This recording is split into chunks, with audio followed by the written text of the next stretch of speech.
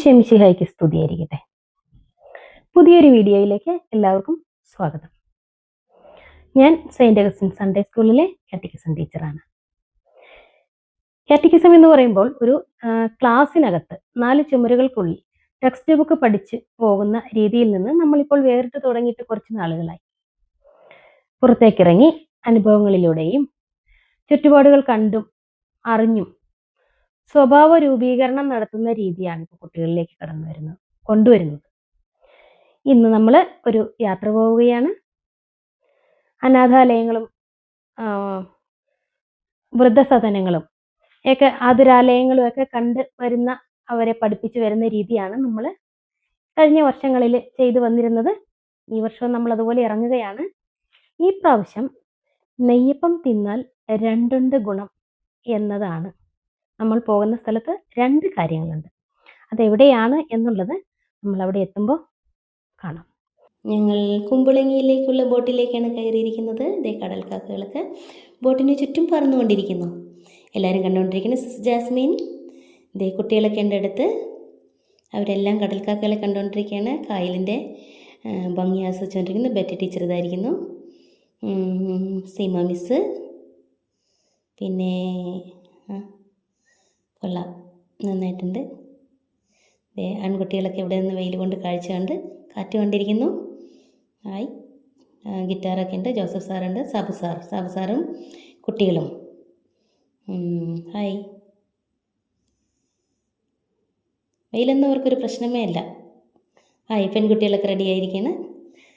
എല്ലാവരും ആകാംക്ഷയോടെ കാത്തിരിക്കുകയാണ്. ഓക്കെ. ക്യാമറ കാണുമ്പോൾ നാണം വരുന്നു. ഇപ്പോൾ ഒരാളോടും പുറകെ ക്യാമറയുമായിട്ട്. അബിയ, ഹായ്. ഇപ്പോൾ അകത്തേക്ക് കയറി ആൻസി മിസ്സും കുട്ടികളും കൂടെ അകത്തിരിക്കുന്നു. Hi hi hi. Teacher, Angel, hi.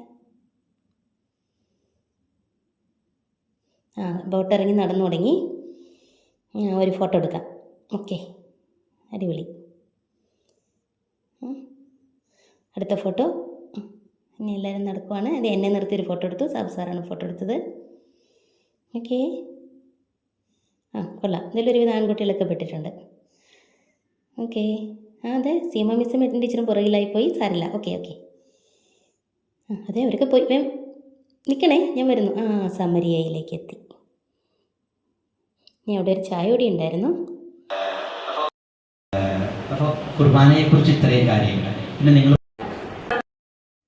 പിന്നെ ചായ കൂടിയൊക്കെ തുടർന്നുകൊണ്ടിരിക്കുവാണ്.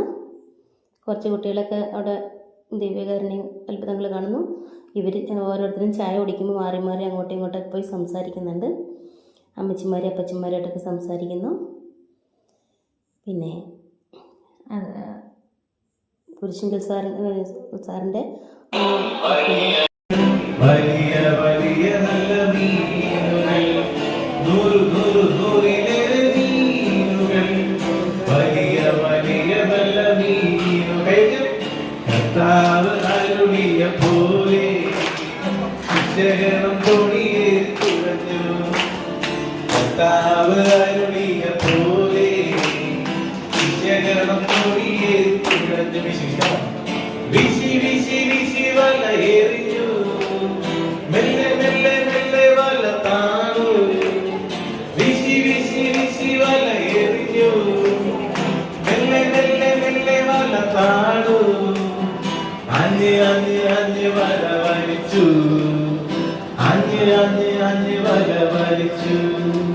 കിട്ടില്ലേ? അപ്പൊ ഞങ്ങളുടെ ഭാഗത്തുനിന്ന് ചെക്കൻ്റെ വീട്ടിലെ പരിധി ഇവരെ കൊണ്ട് നമ്മളൊരു പാട്ടൊക്കെ പഠിക്കണ്ടേ. അപ്പൊ ചില ആരാണ് ഇവിടെ കൊണ്ടൊക്കെ നന്നായിട്ട് പാട്ടൊക്കെ എല്ലാവരും പാടൂല്ലേ? അപ്പൊ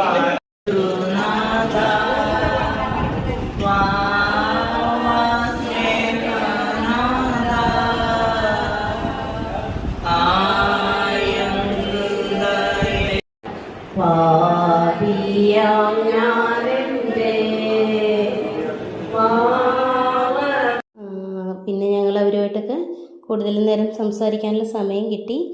സിസ്റ്ററും ഒരമ്മച്ചിയുമായിട്ടിരുന്ന് സംസാരിക്കുകയാണ്. ഇവരെ കാണാനായിട്ട് ഗസ്റ്റ് വന്നിട്ടുണ്ട് 2 പേര്. പിന്നെ ഞങ്ങൾ ഇവരെല്ലാവരും കൂടി ഇരുന്നൊരു ഫോട്ടോയൊക്കെ എടുത്തു. സൂപ്പർ ഫോട്ടോയായിരുന്നു. യാ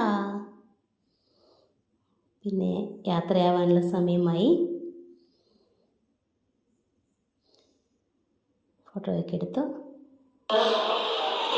സിസ്റ്റർ ജാസ്മിൻ എല്ലാവർക്കും നന്ദി പറഞ്ഞു. നിങ്ങൾ ഒത്തിരിയേറെ ആഴമായ ഒരു അനുഭവത്തിലേക്ക് സാറിന്റെ ക്ലാസ് വഴി എത്തിച്ചേർന്നിട്ടുണ്ടാവും. തീർച്ചയായിട്ടും ഇന്നു മുതൽ നിങ്ങൾ ദിവ്യകാരണത്തിൽ ഏറ്റവും ഭക്തിയോടുകൂടി 3 കാര്യങ്ങൾ സാർ പറഞ്ഞത് എല്ലാവരുടെ ഓർമ്മയിലുണ്ടല്ലോ.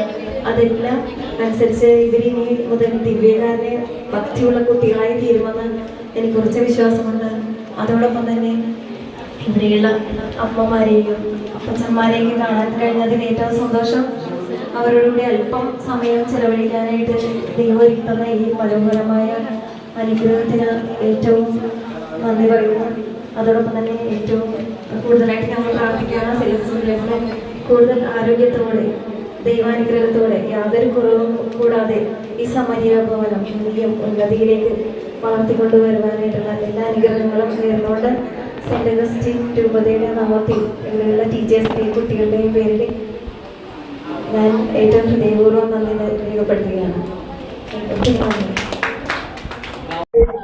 ആധുനിക കാലഘട്ടത്തിൽ എല്ലാ സൗകര്യങ്ങളോടുകൂടിയാണ് ഇന്നത്തെ യുവതലമുറ വളർന്നു വരുന്നത്.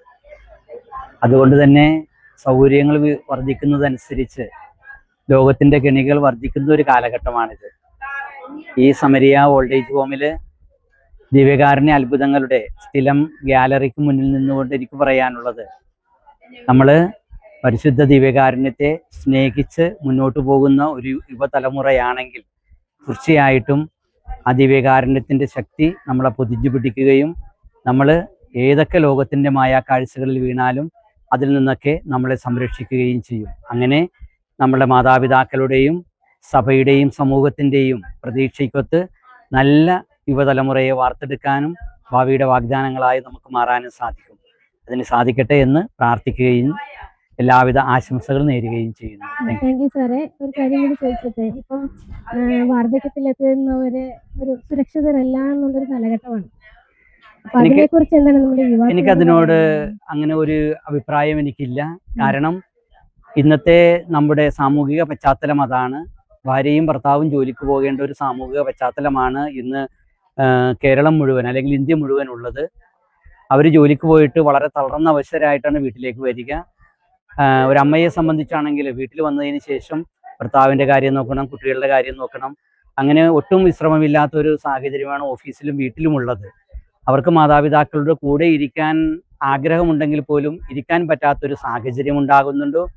ആ സാഹചര്യത്തിന് വ്യത്യാസം വരാതെ ഒരു തലമുറയെ അല്ലെങ്കിൽ മാതാപിതാക്കളെ നോക്കാൻ മക്കൾ താല്പര്യം കാണിക്കുന്നില്ല എന്നതിനോട് എനിക്ക് ഒരു എതിരഭിപ്രായം. അവർക്ക് ആഗ്രഹമുണ്ടെങ്കിൽ പോലും സാധിക്കാത്തൊരു സാഹചര്യം നിലവിലുള്ളത് കൊണ്ടാണ്, സമയമില്ലാത്തത് കൊണ്ടാണ്.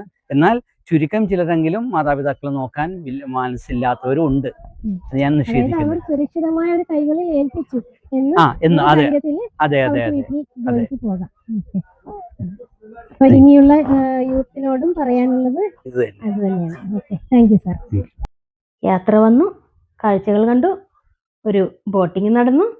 പിന്നെ സെലസിൻ സാറിൻ്റെ നല്ലൊരു ക്ലാസ് ഉണ്ടായിരുന്നു. ഒരു വിശുദ്ധ കുർബാനയെക്കുറിച്ചുള്ള ക്ലാസ് കുട്ടികൾക്കെല്ലാം അനുഭവവേദ്യമായിരുന്നു. കൂടാതെ കുറച്ച് അമ്മച്ചിമാരും അപ്പച്ചന്മാരുമായിട്ടുള്ള സംഭാഷണം, അവരോടൊപ്പിച്ച് ഒന്നിച്ചിരുന്നൊരു ചായ കൂടി, അവരോട് പാട്ടുകൾ പാടി ഹാപ്പിയായി നല്ലൊരു അനുഭവത്തോടുകൂടി ഞങ്ങൾ മടങ്ങുകയാണ്. ഇനിയും ഇതുപോലെയുള്ള അനുഭവങ്ങൾ നമുക്ക് പങ്കിടാനായി ഇനിയും ഞങ്ങൾ വരും. ഞങ്ങൾ ടീച്ചേഴ്സും കുട്ടികളും ഒരുമിച്ച് ഒരു യാത്ര പോകുമ്പോൾ ഇനി ഞാൻ നിങ്ങളെയും കൂടെ ക്ഷണിക്കുന്നതായിരിക്കും. എല്ലാവർക്കും എല്ലാ അനുഗ്രഹങ്ങളും ദൈവാനുഗ്രഹം തരട്ടെ എന്ന് പ്രാർത്ഥിച്ചുകൊണ്ട് ഞങ്ങളുടെ കാറ്റക്കിസത്തിൻ്റെ ഏത് കാര്യത്തിനും ഞങ്ങളോടൊപ്പം നിൽക്കുകയും പ്രോത്സാഹിപ്പിക്കുകയും അനുവാദം തരികയും ചെയ്യുന്ന ഞങ്ങളുടെ റാഫി അച്ഛനെയും അനൂപച്ചനെയും ജോജോ സാറിനെയും ഇത്തരണത്തിൽ ഓർക്കുകയാണ്. ഒപ്പം അവർക്ക് താങ്ക് യു. ദൈവം എല്ലാവരെയും സമൃദ്ധമായി അനുഗ്രഹിക്കട്ടെ.